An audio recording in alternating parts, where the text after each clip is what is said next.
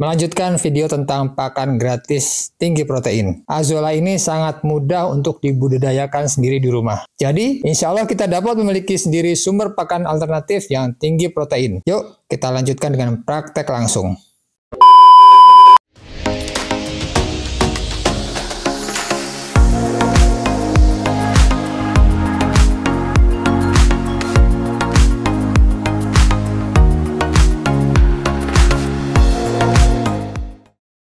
Assalamualaikum warahmatullahi wabarakatuh.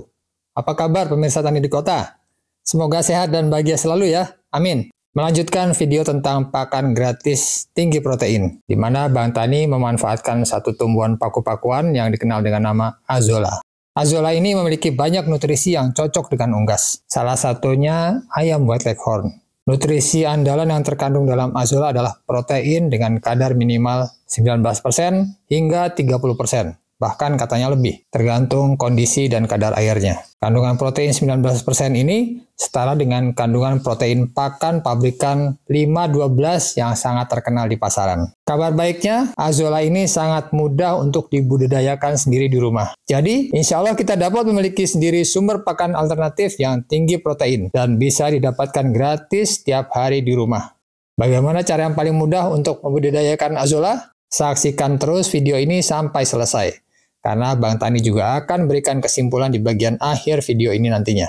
Sebelum Bang Tani lanjutkan materinya, yuk bantu Bang Tani supaya makin semangat bikin konten tentang ayam white leghorn dengan klik tombol subscribe, like, dan komen jika ada pertanyaan. Terima kasih bagi yang sudah subscribe dan mendukung channel Tani di Kota. Semoga kebaikannya dibalas dengan kebaikan yang berlipat dan dimudahkan segala urusannya. Amin. Dalam budidaya Azolla ini, yang dibutuhkan adalah bahan-bahan yang sangat sederhana yang ada di rumah. Kita bisa gunakan ember bekas, styrofoam, kolam terpal, dan bahan-bahan lain yang penting dapat menampung air dengan ketinggian sekitar 10 hingga 15 cm saja. Untuk media tanamnya juga hanya menggunakan air saja. Bisa air hujan, air sumur, tapi kalau bisa jangan air pam, karena khawatir sudah terdapat campuran obat-obat di dalamnya. Sebagai nutrisi Azolla, air tadi bisa kita berikan tambahan berupa air kolam lele atau tanah kandang ayam atau tanah yang ada di kandang ayam atau pupuk organik cair atau bahan-bahan lain, atau bisa kombinasi dari bahan-bahan tersebut atau bahan-bahan lain untuk menumbuhkan tanaman lainnya. Faktor lain yang diperlukan adalah sinar matahari, karena Azolla membutuhkan cahaya matahari setidaknya 70% untuk fotosintesisnya, sehingga tumbuh dan berkembang dengan baik. Simpel kan? Yuk, kita lanjutkan dengan praktek langsung. Yang kita siapkan di sini adalah satu, ini bibit Azolla yang Bang Tani miliki, ya. Kemudian nanti Bang Tani akan siapkan 2 bak di sini, ya. 2 bak ini nanti rencananya kita akan pakai dua eksperimen. Yang pertama, bak pertama nanti pakai air bekas lele, airnya kolam lele. Karena menurut referensi yang Bang Tani pelajari, yang paling mudah untuk membudidayakan Azolla ini adalah dengan air lele. Yang kedua, nanti bahannya kita pakai adalah tanah bekasnya ayam. Jadi yang sudah mengandung kotoran-kotoran ayam di situ tanah. Nanti setelah beberapa hari kita perhatikan mana pertumbuhan yang paling baik. Nanti Bang Tani juga sedang formulasikan khusus satu bahan namanya asam amino. Asam amino ini dibuat salah satunya nanti adalah dari telur atau cangkang-cangkang telur yang sudah tidak terpakai. Itu sangat bagus untuk menambah kalsium. Juga nanti bisa digunakan untuk pupuk, juga sebagai nutrisi untuk Azolla, supaya nutrisi kalsium di sini bisa lebih baik meningkat, karena asal makanannya Azolla adalah dari salah satu bahannya adalah dari cangkang telur. Nanti cangkang telur diserap oleh Azolla dan Azolla dimakan oleh ayam, kemudian untuk produksi bertelur. Jadi artinya ada di situ berkesinambungan, cangkang telurnya itu akan terpakai terus. Untuk bak pertama, Bang Tani akan gunakan air lele. Nah, ini kebetulan kolam lele nih, Bang Tani punya kolam lele tuh. Lelenya nggak banyak sih, cuman ada 6 ekor atau 7 ekor. Tapi memang sudah cukup lama. Nah, dari sini airnya yang keruh ini ternyata bagus untuk pupuk. Salah satunya untuk azolla. Jadi kita ambil saja sebagai azolla. Dan ternyata ini tidak boleh banyak-banyak, karena kalau banyak-banyak azollanya nanti jadi berlendir kalau menurut referensi yang Bang Tani baca atau Bang Tani tahu. Nah, makanya airnya ini perbandingannya adalah 1/5 saja atau 20% saja dari air yang ada di bak nanti. Oke, kita pakai. Yuk ke kolam. Oke, kolam yang pertama ini adalah dengan air lele. Ya, kita masukkan air bekas lelenya, kemudian kita tambahkan air biasa sebagai tambahannya. Baik, sekarang kita ambil air biasa. Airnya ini harusnya 4 kali lebih banyak dari yang tadi. Ini air sumur yang dicampurkan kepada ember tadi. Jadi kita sudah ada di dalam bak ini air kolam lele dan air sumur. Oke, kita aduk-aduk. Dan insya Allah ini air ini sudah siap dipakai untuk budidaya azolla. Kemudian kita ambil azollanya, satu serokan, kita pindahkan ke sini.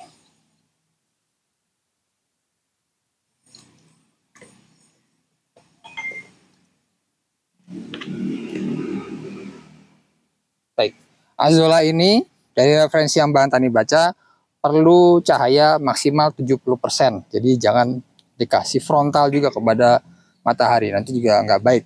Karena bagaimanapun juga dia jenis tanaman yang lumut ya, untuk lembab. Jadi bukan untuk tanaman buah yang perlu panas. Untuk itu ya harus dijaga dari panas matahari. Bahkan dari berbagai referensi yang Bang Tani lihat, di situ dikasih semacam paranet supaya menghalangi matahari frontal mengenainya, supaya pertumbuhannya lebih baik. Kemudian kita ambil di wadah kedua nanti dengan tanah yang ada kotoran ayamnya. Baik, ini karena di sini sekitar bermain ayam, jadi kemungkinan mereka juga sudah buang kotoran di sini. Ya, jadi kita ambil saja tanahnya. Kemudian Bang Tani juga akan ambil yang di dalam kandang yang kemungkinan besar sudah banyak kotoran di sana. Jangan terlalu banyak. Baik, cukup segini. Kita akan masukkan ke dalam bak kedua, kemudian diberi air. Oke, sekarang kita berikan tanah yang sudah didapatkan tadi ke bak. Nah, kita ratakan.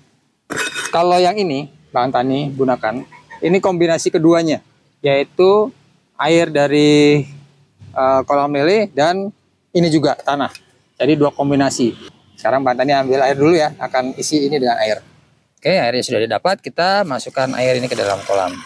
Nah, kita kali ini beda dengan air lele tadi bisa langsung digunakan. Kali ini Bang Tani harus endapkan dulu nih kotorannya supaya tanahnya mengendap. Jadi kita tidak bisa langsung masukkan azolla ke sini karena ini airnya masih keruh.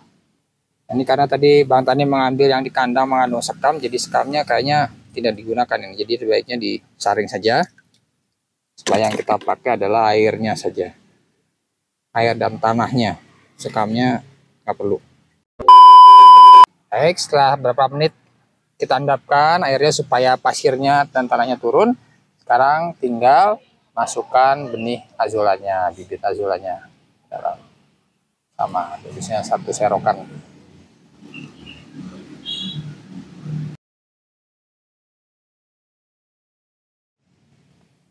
Yang perlu diperhatikan dalam budidaya azolla, yang penting airnya jangan terlalu tinggi.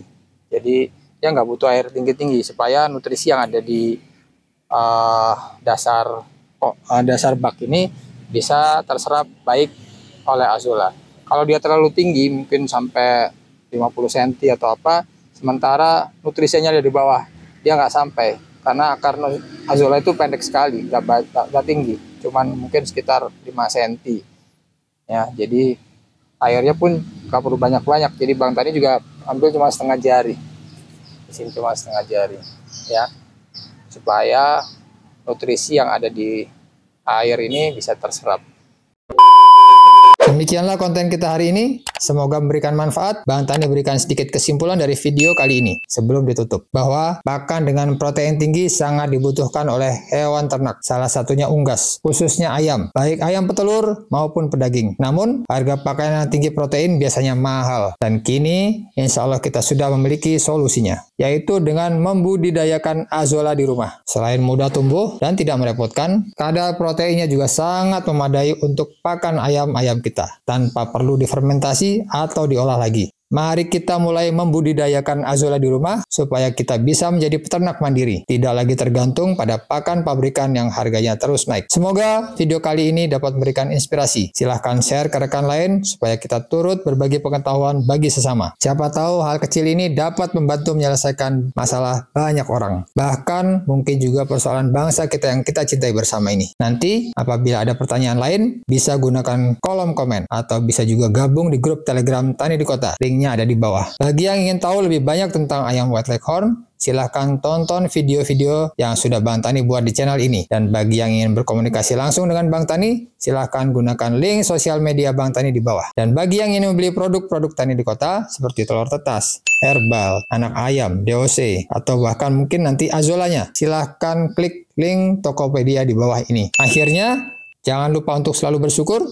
Bersyukurlah dari hal-hal yang paling kecil, sehingga hal besar akan datang pada kita. Sampai ketemu di video Tani di Kota selanjutnya. Wassalamualaikum warahmatullahi wabarakatuh.